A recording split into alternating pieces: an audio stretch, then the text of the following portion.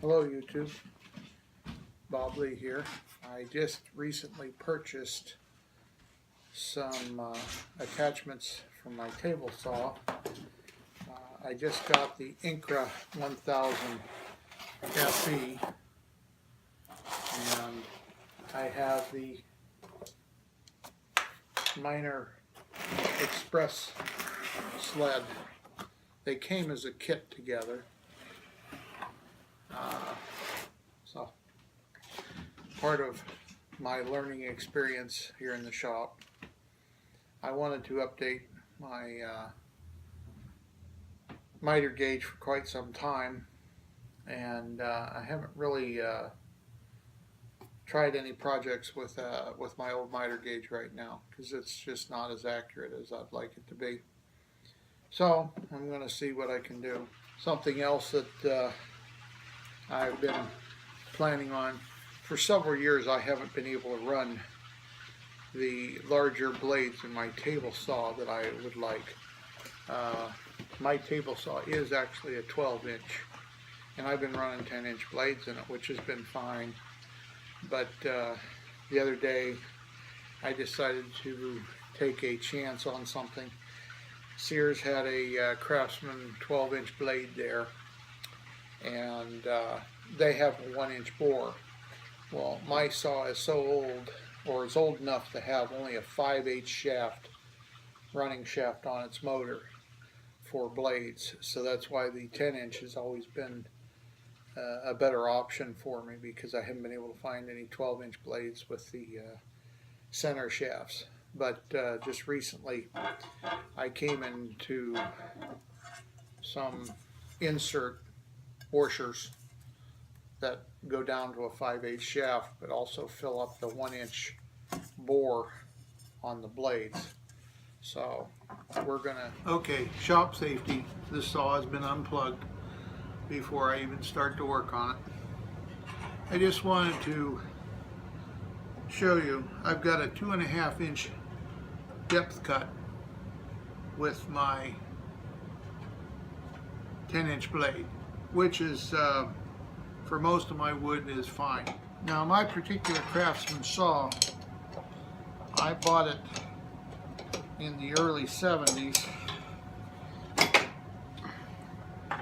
and it was the last, well, it was the last floor model they had of a contractor style. It's an open-based type table saw, but she runs on 220, and she, like I said before, she is 12-inch. Some of them have to have this little collar insert right here, because this blade is actually made for a 1-inch bore on the armature here. But with the collars that I can get, I can step them down so that I can mount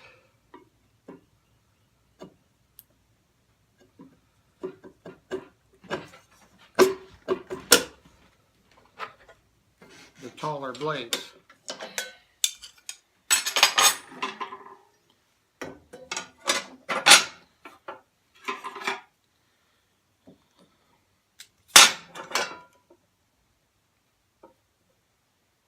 So that now gives me 3.5 inches of cut. You can see it, the blade is just an 1/8 inch above a 2x4 on edge. Don't know that I want to run it that way too often. That just means I can rip deeper into a wider board. I want to try to get a little bit more accurate. See, my cider gauge has side-to-side motion to it. So, and when I cut, I'm getting a little variance even when I use my protractor and everything to try to get this thing to line up. So I'm going to see if the Incra miter gauge will give me a better advantage. This is the miter gauge, the Incra 1000 SE. It does a very nice job. It has no side-to-side movement whatsoever. It glides very nicely.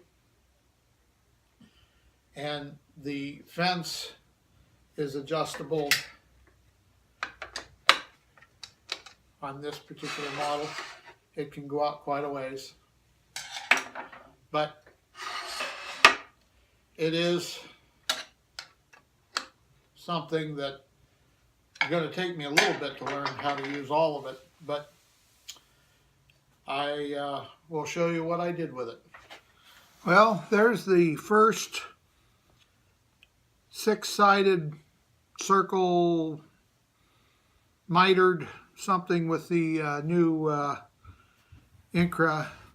Well, thanks for watching, YouTube.